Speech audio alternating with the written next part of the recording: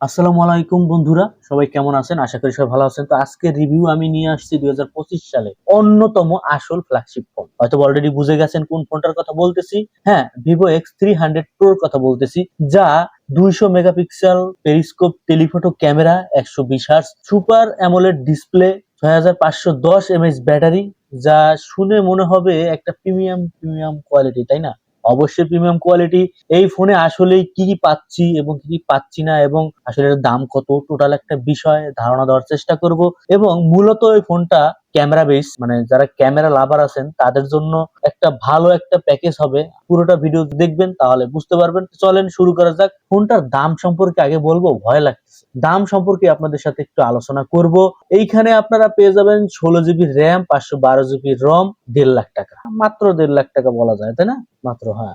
আর unofficially পাওয়া যাচ্ছে 1,36,000 টাকায়, সেটাও 16 জিবি র্যাম, 512 জিবি রম। তো এখন যাদের কাছে সামান্য টাকা মনে হয় তারা তো অবশ্যই ঝাঁপাইয়ে পড়বেন। আর যারা মূলত ফোন দেখেন, অনেকে আছেন শুধুমাত্র ফোন দেখেন, তাদের দেখতে ভালো লাগে, তারা পুরো ভিডিওটা কন্টিনিউ করেন। চলেন শুরু করা যাক। আর যারা কিনবেন তারা তো অবশ্যই দেখবেন। তো প্রথমে আমরা ফোনটা ডিজাইন, বিল্ড কোয়ালিটি, কি কি পাচ্ছি সবকিছু একটু দেখি। ফোনের glass plus metal frame, body হাতে ধরলে একদম প্রিমিয়াম ফিল পাবেন। প্রিমিয়াম পাবেন না কেন ভাই? যে দাম বলছে এই দামে প্রিমিয়াম তো পাবেনই। বেজেল খুবই কম, display flat, water dust resistance IP68 plus IP69, যা বুঝতেই পারতেছেন পানি ধুলোবালি এগুলোতে নিয়ে কোনো সমস্যা নাই। ওজন সামান্য একটু বেশি হবে, কারণ এই ফোনটা যেহেতু ব্যাটারিও মোটামুটি বড়, বিল্ড কোয়ালিটি তো বুঝতেই পারতেছেন, বডি মেটাল, সেই ক্ষেত্রে ওজন এটা কোনো ব্যাপার না, ওজন একটু হবেই। তাছাড়া আরো যা পাচ্ছি আমরা বেসিক যে জিনিস, যেমন ফোনটা লঞ্চ হচ্ছে 5G তে, ওয়াইফাই 7, ব্লুটুথ আছে, NFC আছে, ইউএসবি টাইপ সি এবং আইআর ব্লাস্টার, যা সব ধরনের কানেক্টিভিটি আছে, মানে সমস্যা নাই। এবং ডিসপ্লেতেই আপনারা পেয়ে যাবেন ফিঙ্গারপ্রিন্ট সেন্সর। তাছাড়া আরো অনেক প্রিমিয়াম বিল্ড কোয়ালিটি আছে ফোনের মধ্যে। তো যাই হোক, আমরা আরো বিস্তারিত আলোচনা করব। তো আমরা একটু ডিসপ্লে নিয়ে কথাবার্তা বলি। এখানে 6.7 ইঞ্চি লটপা অ্যামোলেড ডিসপ্লে, যা 120 হার্টজ রিফ্রেশ রেট, যা তো বুঝতেই পারতেছেন, ওই যে বলছিলাম HDR10+। এবং ভিডিও গেম বা যে কোনো ভিডিও দেখার জন্য কোনো প্রবলেম হবে না, নেক্সট লেভেলের দেখতে পারবেন। এখানে আপনার ভিডিও দেখা আপনি কাছে নিয়ে দেখবেন নাকি আরো কিভাবে দেখবেন, তাতে কোনো সমস্যা হবে না। এবং ফোনের যে কন্টেস্ট, ব্রাইটনেস, ভিউ অ্যাঙ্গেল, সব দিক থেকে প্রিমিয়াম। এখানে কোনো ভুল ধরার কোনো অপশন নেই আপাতত। ইউআই হিসেবে অ্যান্ড্রয়েড 16 রান করছে এবং অরিজিন OS 6, স্মুথ ইউআই এবং নো ল্যাগ, কোনো ল্যাগের দেখা দেখি পাবেন না। এইখানে আর কি বলবো, ক্যামেরা মডিউল, যেটা ওই যে বিল্ড কোয়ালিটি বলতে গেছি, ওইখানে দারুণ, ওই আগের মতনই আপনারা ভিভো X200 এ যা দেখছেন সেই রকমই। তবে এখানে আরো অনেক কিছু আপডেট আছে, আমরা এগুলো নিয়ে কথাবার্তা বলবো। তো আমরা এখন পারফরমেন্স এবং গেমিং নিয়ে একটু কথাবার্তা বলি। এখানে পারফরমেন্স হিসেবে পেয়ে যাচ্ছেন ডায়মেনসিটি 9500, ইউএফএস 4.1 স্টোরেজ, যা পারফরমেন্স একদম জোনার। এবং heavy game, multitasking, 4K video editing সবকিছুই ল্যাগ ফ্রি, কোনো ল্যাগ ট্যাগ পাবেন না, মানে একদমই অন্যরকম। আর এই যে ডায়মেনসিটি 9500, এটা এখন নাকি সবচাইতে লেটেস্ট এবং সবচাইতে ভালো মানের চিপসেট, যা এখন বর্তমানে সবচাইতে ভালো। জিপিইউ প্লাস সিপিইউ কম্বাইনেশনে গেমিং বা ভারী কাজের জন্য কোন ব্যাপার না, একদমই করতে পারবেন, ল্যাগ ট্যাগ তেমন পাবেন না, এটা আমি আগেই বললাম। এবার আসি ক্যামেরা, কারণ এই ফোনটা মূলত ক্যামেরা বেস নিয়েই তৈরি করা। যতটুকু আলোড়ন যা দেখলাম, বড় বড় দামি বড় ভাই যাই আসে না কেন, অ্যাপেল ভাই যারাই আসছে আপডেট, তাদের থেকেও নাকি এটা সেরার সেরা। এটা মেইন ক্যামেরা হিসেবে পাচ্ছেন 50 মেগাপিক্সেল, যা দিনের আলোতে শার্পনেস, রং, ন্যাচারাল ডিটেলস, কোনো ধরনের কোনো ঘাটতি নাই।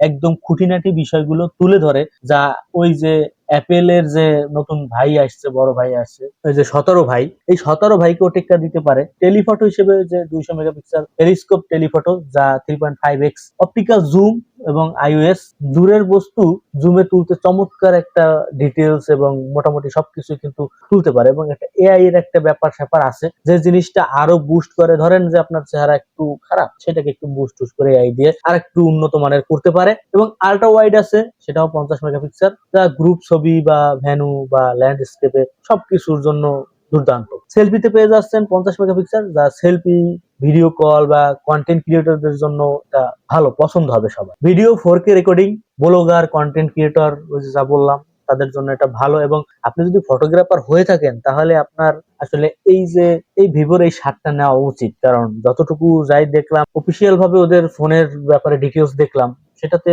এবং আরো অনেক মানুষের যে অভিজ্ঞতা সেটা থেকে যতটুকু বুঝলাম, এই ফোনটা মূলত ক্যামেরার দিকে এখন পর্যন্ত মানে যত ফোন আছে সেই ফোনগুলোর সাথে মানে চ্যালেঞ্জ জানানোর মতন ওর ক্ষমতা আছে। মানে আপনি ডিএসএলআর এর পরে আপনি এই ফোনটাকে রাখবেন এমন একটা ব্যাপার বলতেছে। এবং background blur, night mood, low light কোনো ব্যাপার না, লো লাইটেও আপনাকে সেই লেভেলের একটা প্রিমিয়াম একটা লুক দিবে এবং কন্টেন্ট তৈরি বা ফটো ভিডিও কাজের জন্য উপযুক্ত বলা যায়। এবার একটু ব্যাটারি এবং চার্জিং নিয়ে যদি কথাবার্তা বলি, এখানে ব্যাটারি পেয়ে যাচ্ছেন 6510 mAh ব্যাটারি, সাথে পেয়ে যাচ্ছেন 90 ওয়াটের ফাস্ট চার্জিং এবং 40 ওয়াটের ওয়্যারলেস চার্জিং।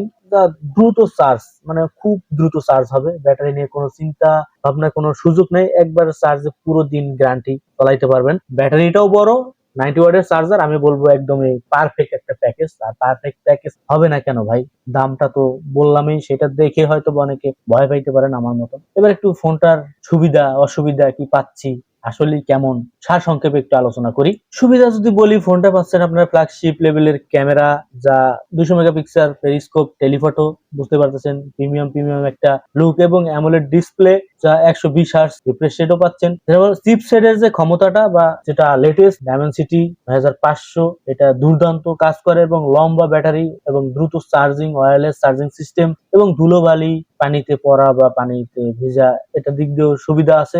IP68 এবং IP69 ভবিষ্যতের জন্য, যেমন যে 5G তো পেয়েই যাচ্ছেন, বাংলাদেশে 5G চলে আসতেছে অলরেডি, এবং ওয়াইফাই পাচ্ছেন 7, যা আমি বলবো দুর্দান্ত। অসুবিধার দিকে যদি একটু বলি, অসুবিধা থাকতেই পারে, যেমন এই ফোনটা অফিসিয়াল বলেন বা আনঅফিসিয়াল বলেন, দামটা অনেকটাই বেশি, যেটা আমাদের মতো মানুষের পক্ষে সম্ভব না। ওজন একটু বেশি, 226 গ্রাম, যা অনেক সময় আপনার হাতে রাখলে বিরক্তি হবে বা একটু ওয়েট একটা ব্যাপার চলে আসবে। আর ওই যে বললাম দাম, বাজেট, এটা আসলে আমাদের জন্য একটু ব্যাপার। ফাইনালি যদি সংক্ষেপে বলি, ভিভো X300 Pro হচ্ছে 2025 সালের একদমই পূর্ণাঙ্গ ফ্ল্যাগশিপ ফোন। যে কোনো ফোন ইউজার বা যে কেউ চাইবে এটা একটু ইউজ করার জন্য, যেমন ক্যামেরা, পারফরমেন্স, ডিজাইন, ব্যাটারি, সব দিক দিয়েই ভারসাম্য, এবং এই সবগুলোই কিন্তু ফুলফিল কম ফোনেই পাওয়া যায়, আপনারা জানেন। যদি বাজেট থাকে তাহলে আমি বলবো যে আপনারা ট্রাই করতে পারেন, ফটো, ভিডিও বা কন্টেন্ট ক্রিয়েটর যারা আছেন, এবং গেমিং, মাল্টিটাস্কিং, 5G দীর্ঘদিন আপডেট, এইটা আপনারা ইউজ করতে পারবেন বা এইটার সুবিধাটা আপনারা পাবেন যদি আপনাদের বাজেট থাকে। ফোনটা সকল কিছু দেখে আমি ফোনটাকে 10-এ 9.2 দিব। আমার এই রেটিং, আপনাদের যদি মনে হয় যে না ভিভো X300 Pro আরো ভালো রেটিং পাওয়ার যোগ্য, তাহলে আপনার রেটিংটা আপনি জানান কমেন্টে। আর বন্ধুরা, আপনি কি মনে করেন ভিভো X300 Pro কিনা সম্ভব, বা কমেন্টে আপনি জানান আপনি কিনবেন কিনা। আপনার মতামত অবশ্যই জানাবেন, আপনার মতামতের আশায় থাকলাম। এই ভিডিওটা ভালো লাগলে লাইক করবেন, শেয়ার করবেন, চ্যানেলটাকে সাবস্ক্রাইব করতে ভুলবেন না, অবশ্যই চ্যানেলটাকে সাবস্ক্রাইব করবেন, বেল আইকনটা কিন্তু অবশ্যই অন করে রাখবেন, কারণ নতুন নতুন ভিডিও কিন্তু পাওয়ার জন্য নোটিফিকেশন কিন্তু খুবই দরকার। পরবর্তী রিভিউ কি নিয়ে দেখতে চান সেটাও কমেন্টে জানাতে পারেন। ভালো থাকেন, সুস্থ থাকেন, আসসালামু আলাইকুম।